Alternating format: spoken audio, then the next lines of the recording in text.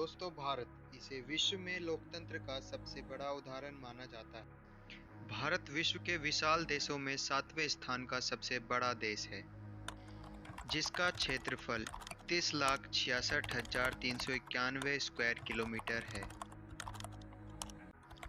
कुछ दशकों पहले इसका क्षेत्रफल इससे कई ज़्यादा हुआ करता था। जी हाँ, 15 अगस्त 1947 भारत को दो भागों में विभाजित कर दिया गया, पूर्वी पाकिस्तान और पश्चिमी पाकिस्तान, जो वर्तमान के पाकिस्तान और बांग्लादेश हैं। नमस्कार दोस्तों, आज की इस वीडियो में हम आपको भारतीय इतिहास के कुछ पन्नों से रूबरू कराते हैं।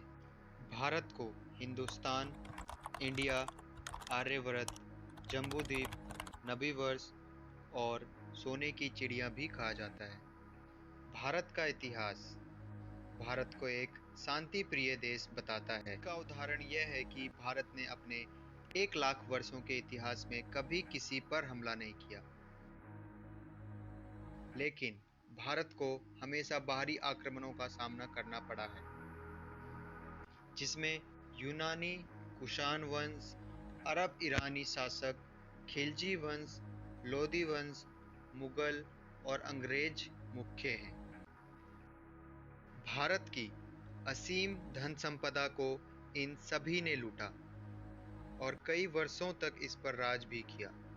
आपको यह जानकर बहुत आश्चर्य होगा कि इतनी लूट के बाद भी भारत मुगलों के राज के समय विश्व की अर्थव्यवस्था में 25% की भागीदारी रखता था, लेकिन अंग्रेजों से आज़ादी के बाद यह केवल 2 से 3% ही रह गया था। भारत को सबसे अधिक अंग्रेजों द्वारा ही लूटा गया था। एक महान अर्थशास्त्री उत्सव पटनायक अपने निबंध में बताती हैं कि अंग्रेजों ने लगभग 9.3 ट्रिलियन पाउंड की लूट की थी, जिस खजाने की आज की कीमत 45 ट्रिलियन डॉलर के बराबर होती है। जिसे इंडियन रुपए में कहा जाए तो कुछ इस प्रकार कहा जाएगा: 3 क्वाड्रिलियन 279 ट्रिलियन 105 बिलियन। ये इतना ज़्यादा है कि इस बात का अंदाज़ा केवल इस बात से लगाया जा सकता है कि एक क्वाड्रिलियन के पीछे 24 शून्य लगाए जाते हैं। इसी लूट में विश्व का सबसे कीमती हीरा कोहिनूर भी था, जिसकी वर्तमान में कीमत 6 अरब डॉलर है, जो आजकल ब्रिटेन की महारानी के मुकुट की शोभा बढ़ाता है। भारत के इतिहास की बात हो और भारत के राजाओं की बात ना हो, ऐसा संभव नहीं है। आइए अब भारतीय राजाओं के बारे में कुछ जानते हैं। चक्रवर्ती अशोक सम्राट भारत के सबसे शक्तिशाली राजाओं में से एक। ये भारत पर राज करने वाले इकलौते ऐसे राजा थे जिन्होंने भारत के सबसे अधिक क्षेत्र पर राज किया, और इन्होंने ही सबसे अधिक समय तक अकेले राज किया था। इन्होंने लगभग 37 वर्षों तक अपना आधिपत्य भारत पर कायम किया था। हिंदू राजाओं में सबसे महान और सबसे प्रसिद्ध राजपूत राजा महाराणा प्रताप। इनकी बहादुरी के किस्से तो आपने कहीं न कहीं जरूर सुने होंगे, अगर नहीं तो आइए हम आपको बताते हैं। दोस्तों, महाराणा प्रताप ऐसे राजाओं में से थे जो सामने लाखों की संख्या देखकर भी भयभीत नहीं होते थे। इनको युद्ध शैली में बहुत निपुण माना जाता था। ऐसा माना जाता है कि जब महाराणा प्रताप युद्ध में जाते थे तो उनके भाले, कवच, ढाल और 2 तलवारों का वजन ही 208 किलो का होता था। जी हाँ दोस्तों, वर्तमान समय में सबसे अधिक वजन उठाने का विश्व रिकॉर्ड 484 किलो का है, जो कि सिर्फ कुछ सेकंडों के लिए ही उठाया गया था। लेकिन महाराणा प्रताप इतना वजन उठाने के बावजूद भी युद्ध भूमि में दुश्मनों के छक्के छुड़ा देते थे। महाराणा प्रताप की इस बहादुरी के लिए एक लाइक तो बनता है।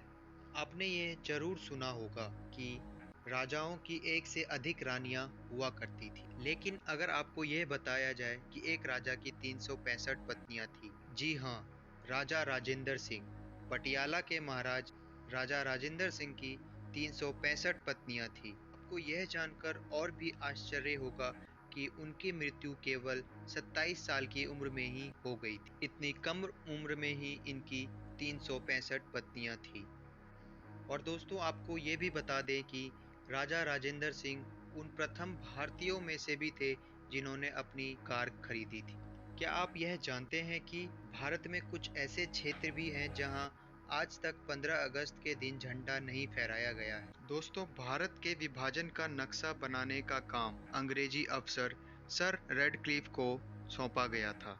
सर रेडक्लिफ ने भारत के पश्चिम बंगाल के नादिया जिले को पूर्वी पाकिस्तान में जोड़ दिया था। नादिया जिले में बहुसंख्यक हिंदू समुदाय रहा करता था। जब इस बात का पता वहां के लोगों को चला, तो वहां के लोगों के बीच भारी दंगा शुरू हो गया।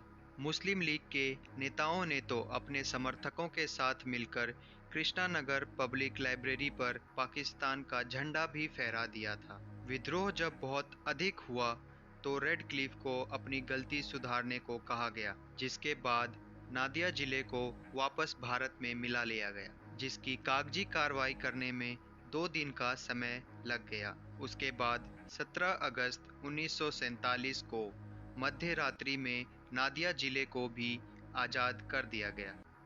यही कारण है कि नादिया जिले में हर साल 18 अगस्त को झंडा फहराया जाता है।